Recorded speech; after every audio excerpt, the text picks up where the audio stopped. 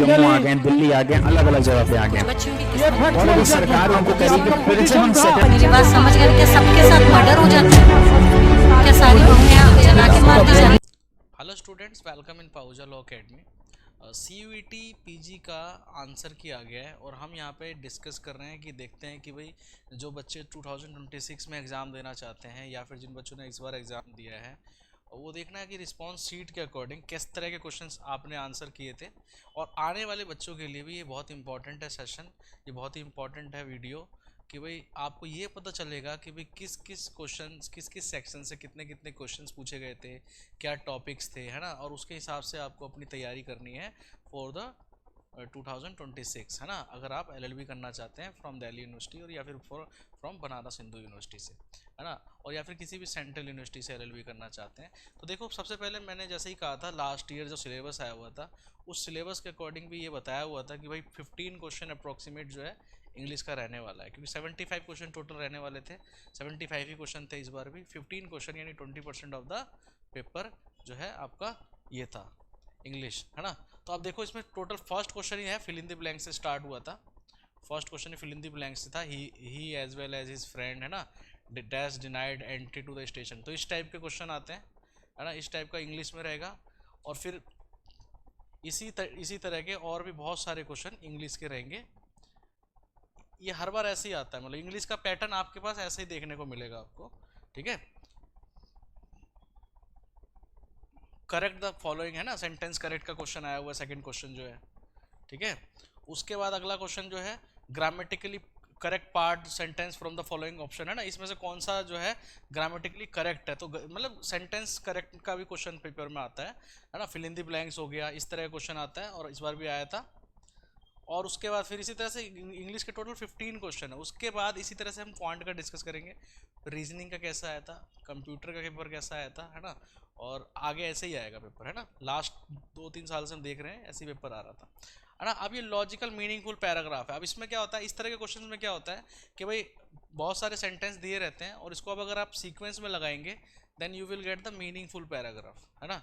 तो meaningful paragraph आ जाएगा आपके सामने, है ना। 4 ऑप्शन रहेंगे आपके पास, जैसे कि एक पेपर भी हमारे पास, जैसे स्टूडेंट ने सेलेक्ट किया है, ऑप्शन दिया हुआ है।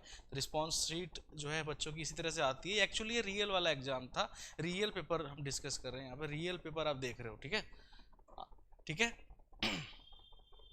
उसके बाद आप देखते हो आगे, है ना, the given sentence is split into segments and one of the segment में हैव एन एरर। कहने का मतलब है सेंटेंस के अंदर आपको एरर फाइंड करना है, ठीक है। सेंटेंस के अंदर आपको एरर फाइंड करना है, ठीक है। तो एरर वाला क्वेश्चन आता है जो कि नॉर्मल है, हर एग्जाम में आता है, ठीक है। अगला क्वेश्चन है इसी तरह से, है ना। अगला क्वेश्चन है choose the appropriate option to improve the following sentence by replacing the underline part, है ना। कहने का मतलब है कि इस तरह का भी क्वेश्चन आता है कि भाई वर्ड को हटा के नया एक वर्ड लगाना है आपको, सो दैट कि उसका इम्प्रूवमेंट हो जाए उसके अंदर, सेंटेंस के अंदर, है ना। तो इस तरह से ये रहता है। तो इम्प्रूवमेंट वाला सेंटेंस इम्प्रूवमेंट क्वेश्चन, है ना। फिर आपका कंप्लीट द, मतलब फिर वही दोबारा से क्वेश्चन पूछ लिया है, पैराग्राफ मीनिंगफुल पैराग्राफ बनाना है। तो ये 2 क्वेश्चन ऐसे ही हो गए इसके, ठीक है। फिर इसी तरह से कुल मिलाकर के आप देखोगे इंग्लिश के अंदर टोटल 15 क्वेश्चन। अब जरा चलते हैं थोड़ा नेक्स्ट पार्ट के ऊपर। अब नेक्स्ट पार्ट इसमें एक्चुअली क्या पार्ट वाइज नहीं होता है पेपर, है ना। इसके अंदर क्या होगा, अब इंग्लिश के बाद जो है, इंग्लिश के बाद अब देखो एंटोनिम्स दिया हुआ है, सिनोनिम्स और एंटोनिम्स इस तरह से वर्ड आते हैं, सिमिलर वर्ड, अपोजिट वर्ड, तो वो आपको थोड़ा बहुत देखना होगा, ठीक है। ये भी आप देखते रहना इस तरह से, इस बार अगर आप तैयारी कर रहे हो तो, अगर आप सेकेंड ईयर थर्ड ईयर में हो तो, ठीक है। अब हम चलते हैं जरा, देखो इसमें इंग्लिश का एक और ये क्वेश्चन एरर फाइंड करने के लिए दिया हुआ है। One of my friends are going to London next week, है ना। तो ये हो गया, आपको देखना है कौन सा पार्ट में एरर है, ठीक है, क्लियर। अब देखो वन ऑफ माय फ्रेंड बोला हुआ है, वन ऑफ माय फ्रेंड है, और फिर उसके बाद आर गोइंग टू। अब वन ऑफ माय फ्रेंड है तो भाई क्या होगा इसके अंदर, बताओ कौन सा एरर हो सकता है। यही वाला पार्ट बी सेक्शन जो है वही है कि वन ऑफ माय फ्रेंड, एक फ्रेंड की बात कर रहा है और आर लगा के बैठा हुआ है ना, यानी इज आना चाहिए ना यहाँ पे, ठीक है। तो one of my friend is going होना चाहिए यहाँ पे, है ना। तो इस तरह से आपको सेंटेंस में एरर फाइंड करना होता है, ठीक है। अगला क्वेश्चन है इसी तरह से बहुत सारे क्वेश्चन पूछे गए थे, 15 क्वेश्चन इंग्लिश के। उसके बाद आपको हम चलते हैं नेक्स्ट पार्ट के ऊपर, कैसे कैसे क्वेश्चन पूछे गए। मेन चीज़ मैं आपको ये दिखाना चाहता हूँ कि किस तरह के क्वेश्चन पूछे जाते हैं एग्जाम में, है ना। क्योंकि हमें क्या होता है एग्जाम में क्या पढ़ना है क्या नहीं पढ़ना ये पता करना बड़ा मुश्किल है आज की डेट में, कि हम कुछ भी पढ़ रहे होते हैं बिकॉज विदाउट एनी पूरा पैटर्न जाने कुछ भी पढ़ रहे होते हैं और फिर उसी हिसाब से फिर हमारा रिजल्ट नहीं हो पाता है, ठीक है। तो इसीलिए हमें एग्जाम टू एग्जाम वेरी करता है पैटर्न पूछने का, क्वेश्चन पूछने का पैटर्न जो है वेरी करता है। तो इसलिए प्लीज़ ध्यान से स्टडी करना है, ऐसे स्टडी करनी है सो दैट कि भाई आप वही पढ़ो जो एग्जाम में आता है, विदाउट प्रॉपर गाइडेंस के आप ऐसी चीज़ें पढ़ने लगोगे इरेलीवेंट चीज़ें जिससे कि वो एग्जाम में ही नहीं आता होगा, तो फिर फ़ायदा ही कुछ नहीं होगा उसका पढ़ने का, ठीक है। मेहनत भी लग रही है आपको और एग्जाम भी क्लियर नहीं होने वाला, ठीक है। उसके बाद देखो अब इस तरह के क्वेश्चन है, अब आगे बढ़ते जरा 15th क्वेश्चन तक आप जब जाओगे, है ना, तो ये इंग्लिश ही दिखेगा आपको। तो 15 क्वेश्चन इंग्लिश फिक्स है, मैक्सिमम यही रहता है। अब जरा आप देखोगे इस तरह से, अब जीके जीएस भी स्टार्ट हो गया, अब मिक्सअप स्टार्ट हो गया। तो कुछ क्वेश्चन जीके जीएस के किस तरह के जीके जीएस के क्वेश्चन रहते हैं, है ना। Name the governor of the Reserve Bank of India as on January 2025, है ना, कि भाई कौन 2025 तक जो है कौन गवर्नर थे, ठीक है। उसके बाद इसी तरह से और भी क्वेश्चन जीके जीएस का, Mohandas Karamchand Gandhi launch quit India movement after the failure of, है ना, कब हुआ था ये, ठीक है, इस तरह से। अगला क्वेश्चन है नहीं देख रहे हो, इसी तरह से आपको जीके जीएस भी पूछ रहा है, करंट अफेयर भी मिक्स कर दे रहा है उसी के अंदर, है ना। 2025 का क्वेश्चन पूछ लिया, 1 जनवरी 2025 का पेपर पूछ लिया, क्वेश्चन पूछ लिया, और पेपर हुआ था मार्च में, है ना। जैसा आप देख रहे हो मैंने स्टार्टिंग में आपको दिख रहा होगा डेट भी लिखी हुई थी, एग्जाम की डेट 13 मार्च को पेपर हुआ था, और क्वेश्चन पूछ लिया 1 जनवरी 2025 तक का, है ना। तो सोचो कि कितना लेटेस्ट पेपर बनाते हैं पेपर बनाने वाले, है ना। अब देखो who among the following India para shuttler won the gold medal in the, तो इस तरह के क्वेश्चन आपको उस टाइम के लिए तैयार करने हैं। कहने का मतलब ये क्वेश्चन तो करंट अफेयर का आएगा मुश्किल ही, है ना। बस आपको देखना है कि भाई इस तरह के क्वेश्चन आपको कितने टाइम, बच्चे बार बार पूछते हैं ना कि कितने टाइम तक का करंट अफेयर पढ़े, कितने टाइम का करंट अफेयर पढ़े। तो इस तरह से आपको ये याद रखना चाहिए कि भाई लास्ट 1-1.5 महीना पहले तक का करंट अफेयर पढ़ना पड़ेगा आपको, यानी एग्जाम होने से एग्जाम मान लो मार्च में है तो आपको जनवरी तक का करंट अफेयर पढ़ना पड़ेगा फ्रॉम द लास्ट ईयर, ठीक है। यानी कि आपको फरवरी का नहीं पढ़ना, मतलब एग्जाम से 1 महीने पहले का थोड़ा कम आता है, बट 1-1.5 महीने 2 महीने पहले वाला, जैसे मार्च पेपर है तो जनवरी में तक का क्वेश्चन पूछा जाता है, ठीक है। फिर आप देखिए अब ये देखो ये क्वेश्चन जो arrange the given words in the sequence in which they occur in the dictionary. अब ये क्वेश्चन क्या पूछा हुआ, ये क्वेश्चन है रीजनिंग का, है ना। रीजनिंग का क्वेश्चन है कि भाई समझ लो कि भाई डिक्शनरी के अकॉर्डिंग कैसे सीक्वेंस आएगा इसका, या फिर, है ना, डिक्शनरी के अकॉर्डिंग आप कैसे इसको सीक्वेंस में लगाओगे। तो इसमें माइंड यूज करना है आपको अपना, कि भाई डिक्शनरी देखना आता है आपको, उसी हिसाब से पहले कब कौन सा आएगा, दूसरे नंबर पे कौन सा आएगा जब आप डिक्शनरी सर्च करने बैठोगे। तो इस तरह के क्वेश्चन बस डिक्शनरी चेक करनी है आपको, ठीक है। अब नेक्स्ट जो क्वेश्चन पूछा हुआ है इसी तरह से और भी रीजनिंग के, समझ लो रीजनिंग के किस तरह के क्वेश्चन पूछे जा रहे हैं, एकदम कॉमन क्वेश्चन पूछे जा रहे हैं जिसमें स्टूडेंट जो है आराम से अगर करेगा तो हो जाएगा उसका, ठीक है। अब देखो जरा फिर हड़प्पा यानी कुल मिलाकर के हम ये देख पा रहे हैं कि लगातार 20 तक 16 से लेकर 20 तक जीके जीएस पूछा जा रहा है, और एक क्वेश्चन रीजनिंग का आया हुआ है ना, एक क्वेश्चन रीजनिंग का आया हुआ है। फिर देखो आप यहाँ पे देखो क्या लिखा हुआ है, निपुण Bharat mission is launch by which ministry, है ना। तो यानी कुल मिलाकर के जो ये मिशंस लॉन्च होते हैं, ये जो मिशन लॉन्च होते हैं ये सब भी आपको देखना पड़ेगा एग्जाम के लिए, कि मिशन लॉन्च हो रही है, योजना कोई आ रही है ना, कब आई थी, है ना। इस तरह की चीज़ें आपको पता होनी चाहिए, और कौन से डिपार्टमेंट ने लॉन्च करी है, सबसे बड़ी बात ये है कौन से डिपार्टमेंट ने लॉन्च करी है, ये एग्जाम में पूछा जाता है, यानी कि कब लॉन्च की वाला जमाना चला गया, है ना। अब देखो क्या है, ये देखो चीफ जस्टिस के बारे में पूछ रहा है, who of the following is the 51st chief justice of India, है ना। अब देख लो चीफ जस्टिस के बारे में पूछ रहा है। अब ये देखो सिटिंग अरेंजमेंट का क्वेश्चन, देखो सिटिंग अरेंजमेंट का क्वेश्चन है, देयर आर 5 men ABCDE, है ना, and 6 women PQRST and ZABR एडवो। अब ये वाला क्वेश्चन जो पूछा हुआ है ये पजल भी कह सकते हो आप इसको, सिटिंग अरेंजमेंट है और साथ में इनके प्रोफेशन दिए हुए हैं, मेल फीमेल का प्रॉब्लम है, कुल मिलाकर के आपको सिटिंग अरेंजमेंट अच्छा क्वेश्चन पूछा गया था। यानी कि आप कह सकते हो कि सिटिंग अरेंजमेंट जो है डीपली आपको पढ़ना चाहिए, है ना। इस पेपर को देखते हुए, है ना। कुल मिलाकर के देखो 5 मैन है, 6 वुमेन है एंड देयर प्रोफेशंस भी दिया हुआ है, ठीक है। तो कुल मिलाकर के फिर उसके बाद कंडीशन दे रखी है कि A P and Z have to be together, है ना। B can not go with D, है ना, डी और आर, इस तरह से चीजें कंडीशन दी रहेंगी कुल मिलाकर के। तो आप ये आपको देखना है, टीम बनानी है कुल मिलाकर इसके अंदर, तो टीम के बारे में बताना है। और आगे देखो, अब ये क्वेश्चन है, देखो there are 5 boys PQRST sitting in a row, ये सिटिंग अरेंजमेंट का क्वेश्चन है कि भाई 5 बॉयज है PQRST बैठे हुए हैं, तो यानी लीनियर वाला सिटिंग अरेंजमेंट है। पहला जो क्वेश्चन था वो टीम बनाने के ऊपर क्वेश्चन था, ठीक है। और उसके बाद ये वाला जो क्वेश्चन है ये लीनियर वाला है, एक नॉर्थ की तरफ देख रहा है तो उसके सामने वाला एक बैठा हुआ लाइन में वो साउथ की तरफ देख रहा होता है, तो ये वाला क्वेश्चन आपके पास आता है, ठीक है। अब नेक्स्ट करते हैं, minimum age required for becoming prime minister, है ना। प्राइम मिनिस्टर बनने के लिए कितनी एज चाहिए, तो आपके पास ऑप्शन देख रहे हो 30, 25, 45, है ना, 40, 38, यानी लोकसभा के मेंबर बनने के लिए जो भी एज है वो मिनिमम हो जाएगी उसकी, ठीक है। तो ये हो जाएगा आंसर इसका 25, है ना। आगे देख लो, ठीक है। अब ये देखो फिर रीजनिंग का क्वेश्चन, यानी रीजनिंग कुल मिलाकर के अच्छी खासी पूछी गई थी, है ना। रीजनिंग अच्छा खासा पूछा गया था, लेवल भी ठीक ठाक था, है ना। The door of Aman's house face east from back side, यानी डायरेक्शन टेस्ट, डायरेक्शन टेस्ट का भी क्वेश्चन आया हुआ है पेपर में।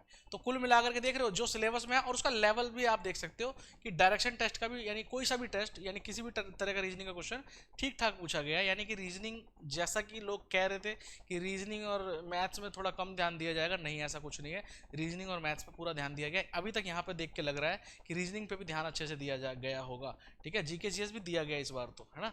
पहले क्या था, जीके जीएस पे थोड़ा कम दे दिया था, बट इस बार यानी कुल मिलाकर के बैलेंस पेपर बनाया हुआ था। तो ये आपको ये लेकर चलना है कि भाई आने वाले एग्जाम में 2026 में आपको बैलेंस वाला पेपर, यानी ये पूरा पेपर आप पूरा देखो इसको, और इसी तरह से आपको तैयारी करनी है ना, इसी तरह से आपको तैयारी करनी है, ठीक है।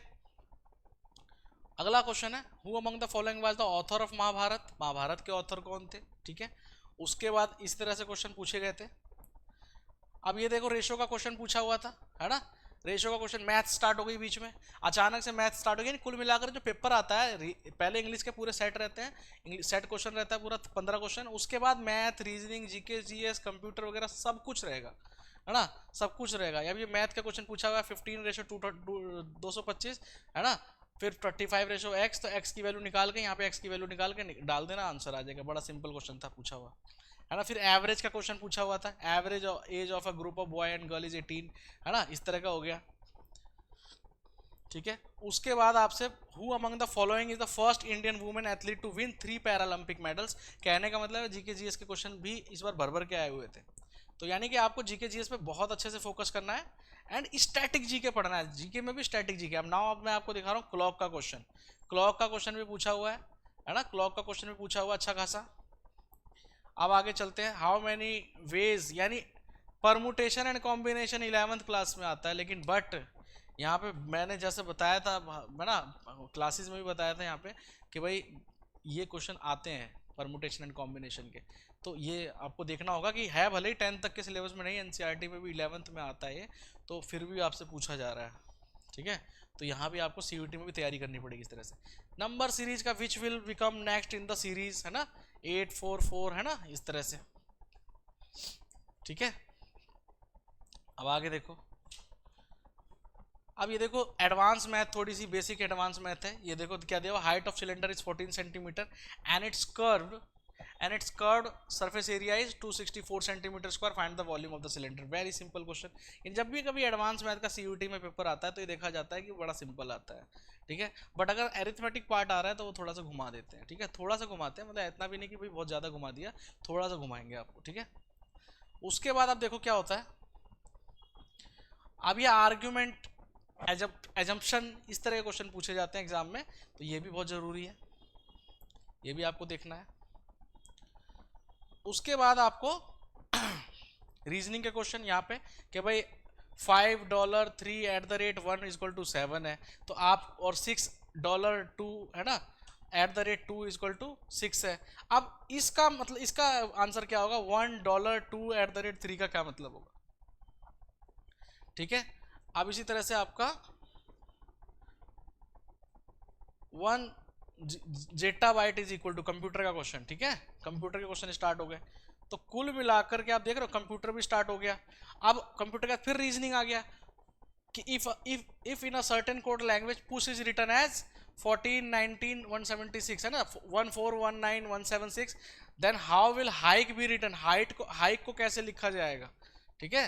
फिर ऑप्शन दिए रहेंगे और इसका आंसर देना आपको, ठीक है। फिर आपका कॉस्ट प्राइस है ना, प्रॉफिट लॉस के क्वेश्चन भी पूछे जा रहे हैं, प्रॉफिट लॉस का क्वेश्चन भी आता है एग्जाम में, ठीक है। अब आगे बढ़ते हैं, देखो मैथ्स के भी क्वेश्चन खूब सारे पूछे गए हैं, right. Constitution, Indian constitution prohibition of trafficking in human being and forced labour, this violates the right to equality, right to freedom, या फिर कल्चरल एंड एजुकेशनल राइट, या राइट अगेंस्ट एक्सप्लोटेशन। कौन से राइट को वायलेट कर रहा है ये, ठीक है, कौन से राइट को वायलेट कर रहा है, ह्यूमन ट्रैफिक जो है किस राइट को वायलेट कर रहा है, जबरदस्ती काम कराना, ये कौन से राइट को वायलेट किया जाता है, ये सब आपको राइट टू एक्सप्लोटेशन में होना चाहिए, ठीक है। ऑप्शन दिया भी हुआ था इसके अंदर, ठीक है। अभी direct tax, indirect tax, economics से जब क्वेश्चन पूछा गया तो बड़ा सिंपल क्वेश्चन पूछा गया, तो ये ध्यान रखना, ठीक है। Who among the following was not a member of constituent assembly, है ना, constituent assembly, यानी इससे जरूर क्वेश्चन पूछा जाता है। constituent assembly जो है, तो ये आपको जरूर ध्यान रखना है, constituent assembly जो हमारी बनी थी, जिससे कि हमारा संविधान आगे बन के तैयार हुआ था, उसमें कौन कौन मेंबर थे। तो ये मेंबरों की लिस्ट में थोड़ा सा आपको एक बार 1-2 दिन आपको ध्यान से पढ़ के हमेशा याद रखना, हर बड़े बड़े एग्जाम में पूछा जाता है, तो ये भी आ सकता है एग्जाम में। कॉन्स्टिट्यूशन से आप बहुत सारी चीज़ें पूछी जा सकती हैं, तो कॉन्स्टिट्यूशन भी देखना होगा आपको, ठीक है। उसके बाद आप देखोगे मैथ्स के क्वेश्चन, फिर दोबारा से मैथ्स अच्छा खासा पूछा जा रहा है, तो ये सारा का सारा है। अब आप कुल मिलाकर के क्या होगा, इसी तरह से देखो मैथ, कंप्यूटर के क्वेश्चन फिर दोबारा से, तो यानी कि अब आप कह सकते हो, ज्योग्राफी से भी क्वेश्चन पूछा हुआ था, the tropic of cancer passes through which of the following states of India, यानी कि ज्योग्राफी से भी क्वेश्चन पूछा गया, भूगोल से भी क्वेश्चन पूछा गया आपसे, है ना। तो कुल मिलाकर के आपको ज्योग्राफी भी पढ़नी थी। कल्प सूत्र, the illustrated conical text is from, है ना, ये भी क्वेश्चन पूछा गया हिस्ट्री से, है ना। तो ये चीजें हैं। आपको फिर सिलॉक से क्वेश्चन पूछा हुआ है, मैथ से, यानी कुल मिलाकर के हम देख सकते हैं यहाँ पे कि मैथ से और फिर कंप्यूटर से। पीडीएफ की फुल फॉर्म पूछी हुई है, बताओ, है ना, पीडीएफ की फुल फॉर्म पूछी हुई है, क्या होती है पीडीएफ की फुल फॉर्म, कमेंट करना एक बार, है ना। If the digit in the number are arrange ascending order, how many digit remain in the same. अब ये क्वेश्चन देखो, इस तरह से क्वेश्चन पूछा जा सकता है, जिसकी प्रैक्टिस बच्चा थोड़ा कम कर रहा होता है। देखो कैसे क्वेश्चन दिए हुए हैं कि एक बड़ी सी सीरीज दे दी, नंबर दे दिया गया है, और उसमें बोला कि असेंडिंग ऑर्डर में लगाओ और कितने ऐसे नंबर होंगे जो चेंज नहीं होंगे अपनी पोजीशन से, है ना। तो ये भी बड़ा सिंपल क्वेश्चन था वैसे तो, अगर आदमी बच्चा चाहे तो आराम से कर सकता है इसको, है ना। टीसीपी की फुल फॉर्म पूछी हुई है कंप्यूटर से, तो यानी कि कंप्यूटर से जो बच्चे सोच रहे थे ना सॉफ्टवेयर, मतलब कुछ ज़्यादा ही पूछा जाएगा, है ना, हार्डवेयर में बहुत डिटेल में पूछा जाएगा, कुछ भी नहीं पूछा गया। बस यही पूछा गया था कि इसकी फुल फॉर्म क्या है, इसकी फुल फॉर्म क्या है ना। कुछ इंपॉर्टेंट चीज़ें आपसे पूछी गई हैं, सिंपल क्वेश्चन, यानी कि बेसिक का भी बेसिक पार्ट समझ लो, है ना। इतना तो पता ही होना चाहिए जब आप किसी एग्जाम की तैयारी कर रहे हो तो, है ना। तो ये रहेगा आपका, तो सीयूईटी का आपका मैथ्स भी हो गया। देखो if A exceeds by 50%, B is less than C by 20%, ये बिल्कुल बेसिक क्वेश्चन, बिल्कुल बेसिक क्वेश्चन, है ना। फिर उसके बाद आपका इसरो कहाँ पर है ना, हेडक्वार्टर कहाँ पे इसरो का, ये सब पूछा जाता है ना। तो यानी सारे बड़े बड़े ऑर्गेनाइजेशन के हेडक्वार्टर पूछ लो, ये मैं क्लास में बताता था कि हेडक्वार्टर जरूर आएंगे, इसके हेडक्वार्टर देख लो, है ना, इंटरनेशनल ऑर्गेनाइजेशन के हेडक्वार्टर देख लो। तो ये सारी चीज़ें जो आपको बार बार बताया जाता था कि भाई ये सब कर लो, और यही सब पूछा गया था एग्जाम में, ठीक है। अब देखो इसमें एडवांस मैथ, यानी कुल मिलाकर के एडवांस मैथ भी इस बार आई थी। पिछली बार एडवांस मैथ थोड़ी कम थी, बट इस बार एडवांस मैथ भी अच्छी खासी आई थी। बट एडवांस मैथ जो है वो थोड़ा सिंपल आ जाता है, तो बस टेंशन लेने की जरूरत नहीं, बट बच्चे एडवांस से डरते हैं थोड़ा सा। तो एडवांस मैथ यानी कुल मिलाकर क्लास में जो स्ट्रेटेजी आपसे शेयर की जाती थी वही पेपर आया था। पेपर देखने के बाद ऐसे ही पता चल रहा है। एक्चुअली पहले जब पेपर देके बच्चे आए थे तो बता रहे थे, बट अब तो एकदम सामने दिख रहा है, बिकॉज रिस्पॉन्स शीट आपके सामने है ना। और आपको ऐसी ही तैयारी करनी है, आपको इसी पैटर्न में तैयारी करनी है। और अगर आप बिना पैटर्न की तैयारी करेंगे, बिना देखे तैयारी करेंगे, बिना सोचे समझे तैयारी करेंगे, तो सिलेक्शन बहुत दूर हो जाएगा फिर आपसे, ठीक है। तो इसलिए प्लीज़ ध्यान से रहना, ध्यान से तैयारी करनी है। ब्लड रिलेशन का भी क्वेश्चन आ गया, देखो, है ना। Introducing a man, a woman said his wife is the only daughter of my father. How is the man related to the woman? है ना, इस तरह क्वेश्चन है, पॉइंटिंग टू द, इस तरह से क्वेश्चन जो आता है ना एग्जाम में ब्लड रिलेशन का, वो भी क्वेश्चन पूछा गया है यहाँ पे, है ना। उसके बाद फिर अब ये कंप्यूटर का है ना, कंप्यूटर का क्वेश्चन पूछा गया है। फिर मैथ्स का क्वेश्चन है ना, मैथ्स के क्वेश्चन, यानी कुल मिलाकर के मैथ थोड़ी सी, मतलब लास्ट ईयर के कंपैरिजन में मैथ्स के नंबर थोड़े से कम हुए हैं, बट लॉजिकल रीजनिंग अच्छा खासा पूछा हुआ है। लॉजिकल रीजनिंग का पूछने का तरीका भी अच्छा खासा है। जीके जीएस भी इस बार अच्छे खासे तरीके से पूछी गई है, यानी कुल मिलाकर के आपको हिस्ट्री भी पूछ लिया, इसमें ज्योग्राफी भी पूछ लिया, कॉन्स्टिट्यूशन भी पूछ लिया, है ना। बहुत सारी चीजें पूछी हुई हैं। रिवर्स के बारे में पूछ रहा है ना। मिक्सचर के क्वेश्चन पूछ रहा है, रेशो प्रोपोर्शन में मिक्सचर के भी क्वेश्चन पूछ रहा है आपसे, है ना।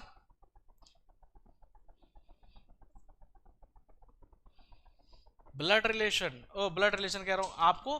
कैलेंडर का क्वेश्चन है, कैलेंडर का question, what was the day of the week on 15 August 2006, है ना, 2006, इस तरह का, यानी कैलेंडर से क्वेश्चन पूछा गया है।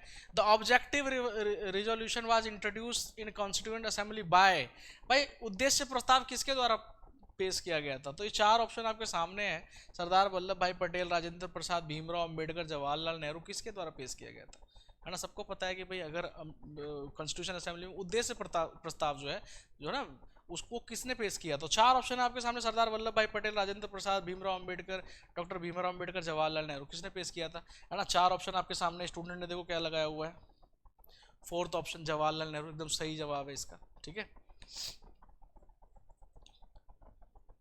इसी तरह से आपको which Indian space mission completed its halo orbit around the Sun Earth, यानी कुल मिलाकर के स्पेस से भी क्वेश्चन, मिसाइल से भी क्वेश्चन, व्हीकल से भी क्वेश्चन, जो कि भाई लॉन्चिंग व्हीकल होते हैं, उससे क्वेश्चन पूछा है। नहीं, साइंस एंड टेक्नोलॉजी, कहने का मतलब है कि साइंस एंड टेक्नोलॉजी से भी क्वेश्चन पूछा जाता है, ठीक है।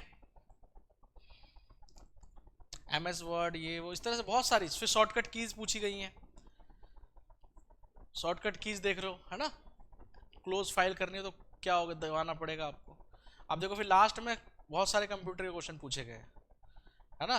फिर उसके बाद मैथ भी पूछा गया दोबारा से, है ना। मैथ दोबारा से, शॉपकीपर, है ना, मार्केट प्राइस, कॉस्ट प्राइस, इस तरह के क्वेश्चन। फिर रीजनिंग में देखो काउंटिंग फिगर, है ना, ट्रायंगल काउंट करना है, 1 2 कितने ट्रायंगल है इसके अंदर बताने हैं आपको, 10 12 14 18। अभी स्टूडेंट ने देखते हैं क्या लगाया हुआ है और आंसर देखते हैं क्या हो सकता है ना। तो इसमें भी अगर देखोगे स्टूडेंट ने लगाया हुआ है, 10, है ना। स्टूडेंट ने लगाया हुआ 10 और 1 2 3, है ना। अगर हम इसको देखें एक बार जरा कि 1 2 3 4, है ना, तो 2 और 1 3 और 3 6 और 4 10, ठीक है, सही आंसर लगाया हुआ है, ठीक है। तो इसी तरह से क्वेश्चन एग्जाम में पूछा जाता है, पूछा ही गया है, देखा ही आपने तो अभी, है ना। इस तरह से बहुत सारे क्वेश्चन है। आप देखो कंप्यूटर की जनरेशन पूछ ली हुई है ना।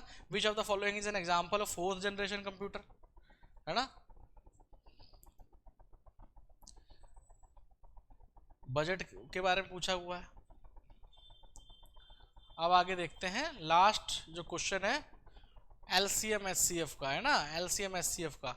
तो कुल मिलाकर के हम कह सकते हैं कि भाई, कुल मिलाकर के हम कह सकते हैं कि जो क्वांट का पार्ट है, लॉजिकल रीजनिंग है, जीके जीएस है ना, जीके जीएस है, कंप्यूटर है, जो हम बार बार क्लासेस में बता रहे थे कि भाई यही आएगा, यही आएगा और यही आया ही, है ना। तो क्वांट है, लॉजिकल रीजनिंग, है ना, जीके जीएस हो गया, कंप्यूटर हो गया। इंग्लिश के जितने क्वेश्चन बोले थे उतने ही आए थे। अब सोच लो, जितने क्वेश्चन, यानी हमने बताया था कि 15 क्वेश्चन आएंगे और 15 ही क्वेश्चन आया हुआ था, एक भी इधर उधर नहीं हुआ, तो 15 ही क्वेश्चन आया हुआ था। तो इंग्लिश भी उतना ही, कंप्यूटर भी लगभग 8 क्वेश्चन है, क्वांट के भी अच्छे खासे क्वेश्चन है, 10 से 11 क्वेश्चन है ना, लॉजिकल के भी ठीक ठाक क्वेश्चन है, जीके जीएस भी इस बार सही ठीक ठाक आई है, करंट अफेयर भी ठीक ठाक आया है। तो कुल मिलाकर के इसी तरीके से आपको अपनी स्ट्रेटेजी रखनी है if you want to take admission in Delhi university in LLB course. और अगर आप BHU में भी लेना चाहते हैं, if you want to take in admission in any central university, तो आपको इसी पैटर्न के आधार पे, इसी पैटर्न के अकॉर्डिंग आपको तैयारी करनी पड़ेगी, तभी जाकर के आपका सिलेक्शन होगा, ठीक है। अदरवाइज विदाउट पैटर्न के आप कुछ पढ़ोगे वो नहीं होगा, फिर बिना स्ट्रेटजी के नहीं कोई चीज़ हो पाती है, ठीक है। तो थैंक यू सो मच इस वीडियो को देखने के लिए। आपको ये वीडियो कैसी लगी प्लीज़ ज़रूर बताना, ठीक है। Thank you so much. Subscribe for more content.